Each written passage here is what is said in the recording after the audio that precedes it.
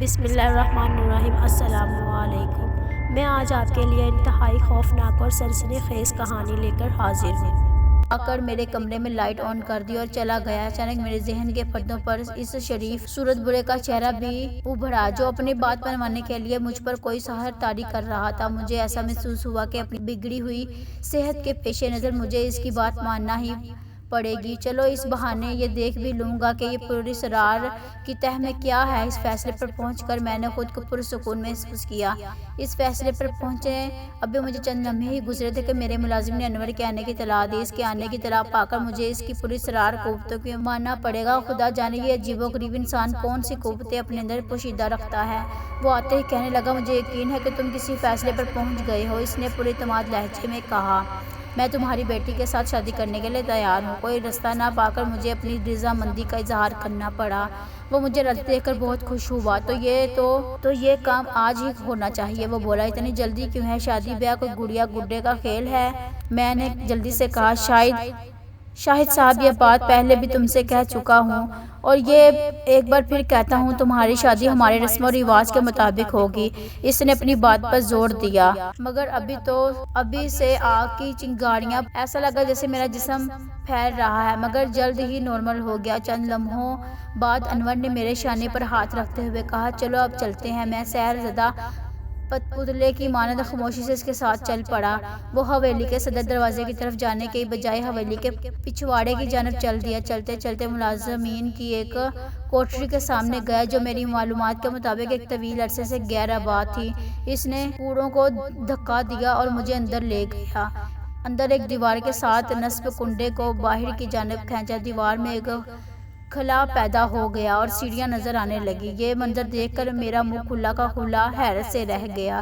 یہ حویلی صدیوں سے ہمارے خاندان کی ملکیت چلی آ رہی ہے اور کسی کو آج تک یہ خبر نہ ہو سکی کہ کوئی تہہ خانہ بھی یہاں ہے۔ وہ چند لمحے کے رہنے کا اشارہ کر کے سیڑھیوں اتر کر اندھیرے میں غائب ہو گئے۔ جب نمودار ہوا تو اس کے ہاتھوں میں دو روشن مشالیں تھیں۔ ایک میرے ہاتھ میں دیتے ہوئے بولا، آؤ۔ سیڑھیاں اترنے لگا۔ سیڑھیاں کافی گہرائی تک چلی گئی تھی۔ فرش پر پاؤں رکھتے ہی ایک عجیب و غریب خوشبو کا احساس ہوا، جیسے عنبر سلگ رہا ہو۔ پھر اچانک مجھے یاد آیا، وہ بھی اسی طرح کی خوشبو تھی جب ایک خوبصورت دلہن کے روپ میں میرے اور جمال کے سامنے ایک عورت آئی تھی۔ اس کے ساتھ ہی ایک عجیب و غریب سناٹا مجھے اپنی ہڈیوں میں اترتا ہوا محسوس ہوا اور ایک انجانا سا خوف روح کے ہر گوشے میں گونجنے لگا۔ تہہ خانے میں بہت وسیع معلوم ہو رہا تھا۔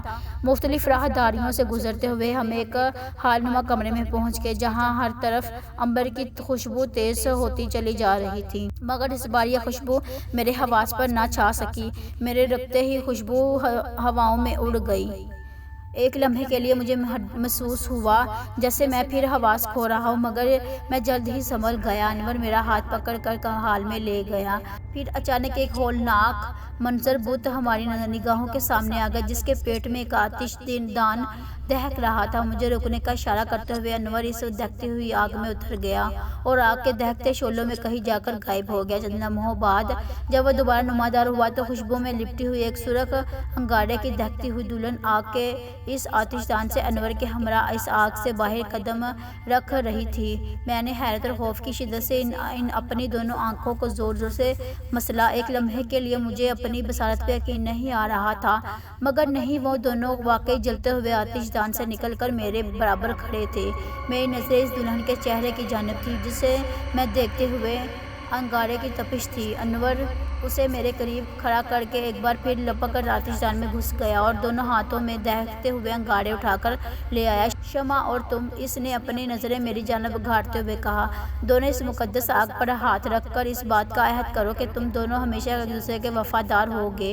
شمع نے اپنا ہاتھ بڑھا کر دہکتے ہوئے انگاروں پر رکھ دیا اور کہا، قسم ہے مجھے اس آگ کی جو دل سے روشن ہے اور ہمیشہ روشن رہے گی۔ میں اس مقدس آگ کی قسم کھا کر کہتی ہوں کہ اپنے ساتھی کی ہمیشہ وفادار رہوں گی۔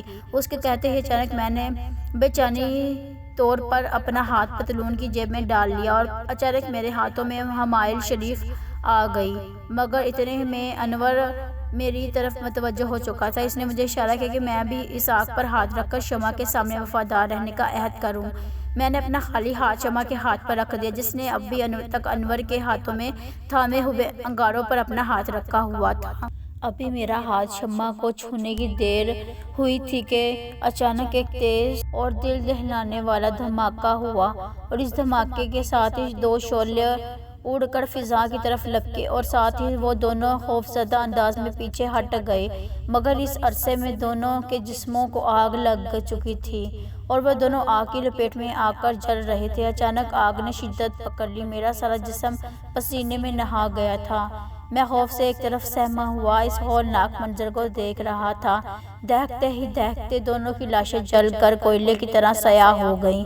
میں اس ہولناک منظر سے گھبرا کر لڑکھڑاتے ہوئے قدموں سے سیڑھیاں چڑھ کر کوٹھری میں آ گیا، جہاں ایک اور انکشاف میرا منتظر تھا۔ سیڑھیوں کے قریب ایک کونے میں کھڑے سلیم بابا مجھے گھور رہے تھے۔ کیا آپ سلیم بابا ہیں؟ میں نے بھکلائے ہوئے لہجے میں کہا۔ ہاں، میں وہی بد نصیب ہوں جو جب تک زندہ رہا ہمیشہ اپنے مالک کی حفاظت کرتا رہا اور بالآخر حق نمک ادا کرتے ہوئے موت کے سنگین وادیوں میں گم ہو گیا۔ انہوں نے غم زدہ لہجے میں جواب دیا، اگر آپ مر چکے ہیں تو پھر زندہ کیسے ہو گئے؟ میں نے حیرت سے پوچھا، اس کائنات کے کچھ راز انسان کی نظر سے اوجھل رہے ہیں۔ انہوں نے پوری سرل انداز میں جواب دیا، خیر چھوڑو، سلیم بابا نے کہا، لاؤ وہ حمائل شریف مجھے واپس لوٹا دو جس کی برکت سے تم نے شیطان کے پجاروں کو ان کے اصل مقام تک پہنچا دیا ہے۔ کیا مطلب؟ میں نے سمجھا نہیں۔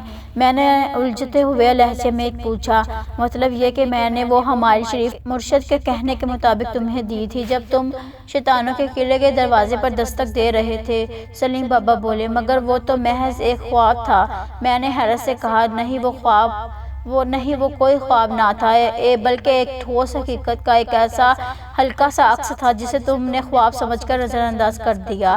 اگر وہ خواب تھا پھر جاگنے پر وہ حمائل شریف جو میں نے تمہیں خواب کی حالت میں دی تھی، عالم بیداری میں تمہارے پاس کہاں سے آئی؟ سلیم بابا بولے، اور میں سوچوں میں پڑ گیا۔ اب زیادہ سوچ کر اپنے ذہن کو پریشان نہ کرو، تم یہ سمجھ لو کہ تمہارے لیے یہی فرض تھا کہ جس سے تم سبکدوش ہو گئی۔